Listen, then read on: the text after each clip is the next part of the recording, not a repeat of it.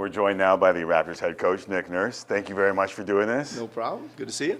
Good to see you. I know that you guys had to jump through some hurdles, and there's still some hurdles every day, but is it finally good to be home? Yeah, it's amazing to be home. I didn't think it was that bad down there, right? You know, it's okay, you know, we're doing it, you know, and but now There's a you're beach home. and stuff, Yeah, now you're home and looking back, it's like really the comfort level of just like going down the office hallway and seeing everybody where they're supposed to be and moving around.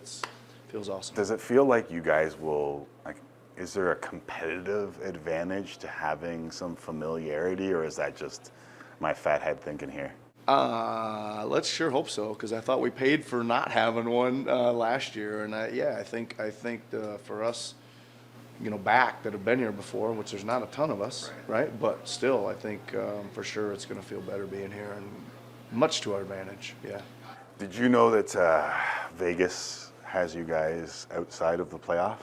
Yeah, I do. Yeah, I do. Do you think they're missing anything? Well, I hope so. I think I just talked about it a minute ago. I woke up this morning and the new power rankings came out. We're 19th now, but we're up 2 spots from 21 somehow. Do you know how? In the last month. So I said, man, we're on the climb, right? So and yeah, the Vegas what is it, over under got sent to me a while back.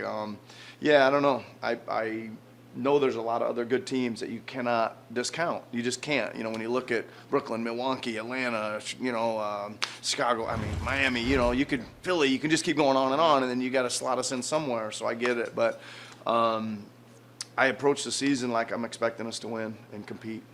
Right. Like, for real, compete. So like going into tomorrow with those same thoughts. So the obvious difference that a lot of people are working with, not just Vegas, is that Kyle Lowry is no longer here. Yeah. How do you see, or who do you see stepping into that leadership void?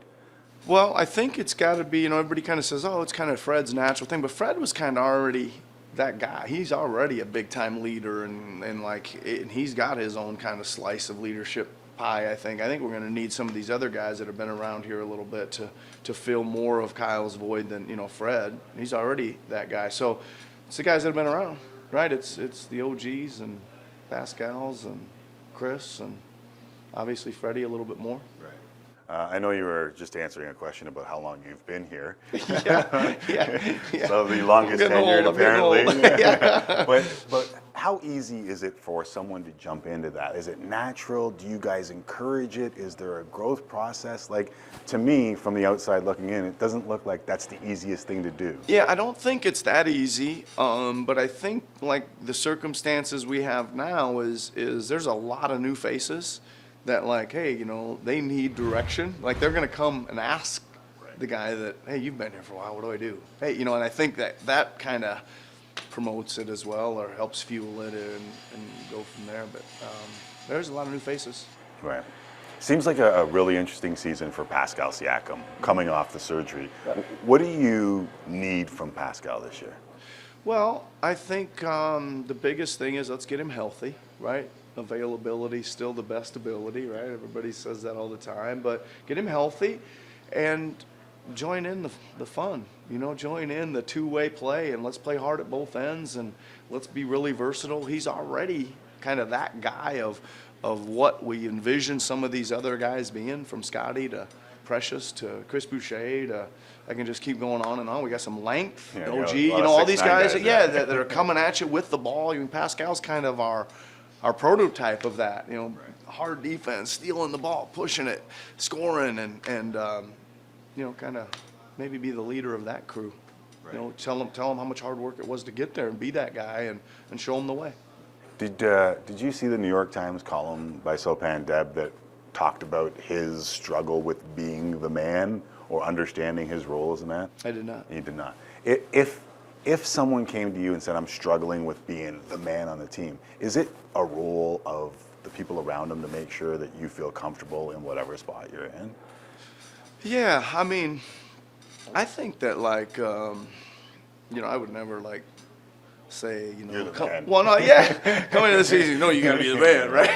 You're the man. Like, here's. I mean, I would always think those things kind of, again, organically grow and develop, and there's pieces where there's certainly situations at the end of the game that you're going to get the ball at times, right? And again, like 3 years ago, I gave him the ball at the end of a game. If you remember in Phoenix, and everybody was like, "What'd you give him the ball for?" I said, "Well, he's good enough. I liked his matchup, and he's good enough." I don't think that should be shifted to one person.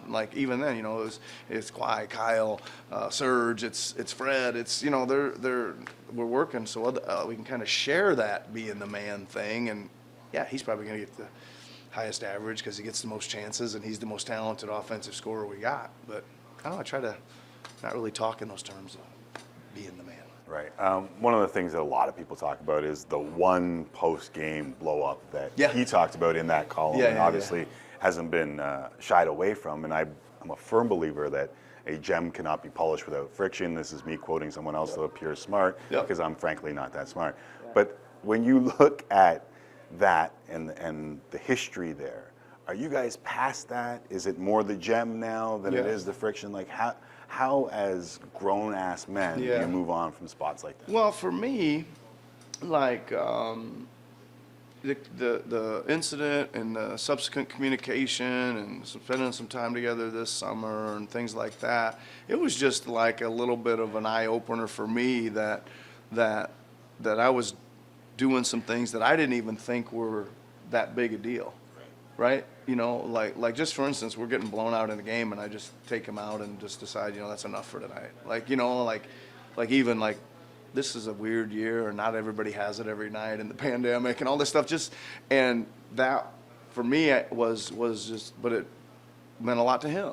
He wanted to keep, there was just disconnect there that to me is really minor stuff, right? And we've talked about it, and I think even after it happened, both of us did a better job of just communicating, kind of that's enough for tonight. Yeah.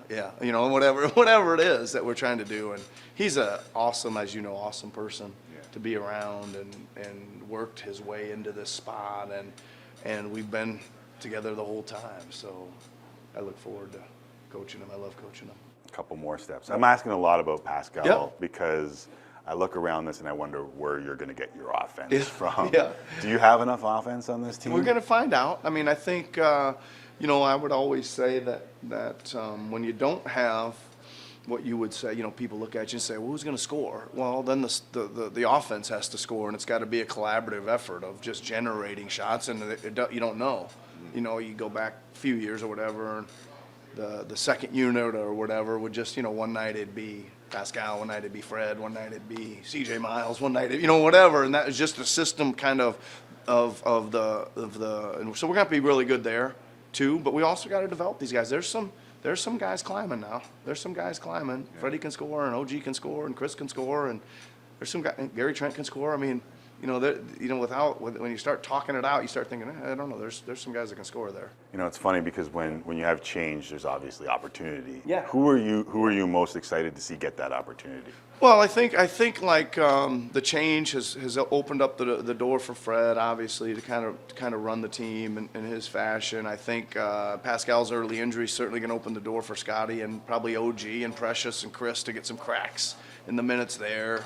It's 4 guys I just mentioned, right? So that's good. There's, I think we need to see a more of a two-way Gary Trent, right? I think we know he's got some really, really ability to score, and he does have the ability and the speed and things like that and quickness to play defense. Just we need to get him in the system and make it a little more consistent and understand, that's kind of what we do. We got to be a two-way player. This is kind of like the whole culture and the system that we do. And so there's all kinds of interesting things going on that we're gonna have to check in on again here a month or so. Yeah, well, I won't make sure that you come back, but we'll try and get you back. Right, so, but defensively, it seems like this is something that you can hang your hat on. You look around and this team has some defenders. So I always kind of think as a coach, or our coaching staff thinks that as long as we can kind of look you in the eye and keep up with you, speed and quickness wise, and if it comes to physical match that we can hold our own, then we ought to be able to put you in trouble. Right? Like Alabama football where they just hand it off and roll everybody down the field. As long as we can hang in there and look you in the eye, then we like that. And then it's you can win in the trenches? Well, then it's on us to guard the way they need to, effort-wise, desire, and then the schemes, and get us to do that consistently. And that's all I say, let us look you in the eye, and then we ought to be able to cause you some trouble. Okay, last one. Yep. If I'm a host and I'm trying to gauge this team, or the fans are watching right now and they're trying to gauge this team early, what do you want to see from this team early that will tell you that you're on the right trajectory? Well, I think it always starts for us defensively, and that there's some hard play there, right? I just think you're going to be able to notice if this group's getting it or not right from the gate of how the other team looks and level of comfortability when they have the ball. Right? Like we should be making them uncomfortable. We should be putting them under duress. We should be doing all that. And it should be every guy that checks in does that. And listen, if we come out and do that and get the pace going the other way, and we're consistent with that, and we got some depth with that, then we just let the chips fall where they may. But you want to come in here each night, and you should walk out of here saying, whew, that team really played. That team really gave an effort and played hard. I mean, I don't even remember what the score was, but I'm sure glad we won. The Alabama football bus. Right. I appreciate. I know that the media day can feel a little bit like a human car wash, so I appreciate you stopping by this part of the car wash. Awesome. Thanks for having me. Thank you. Yep.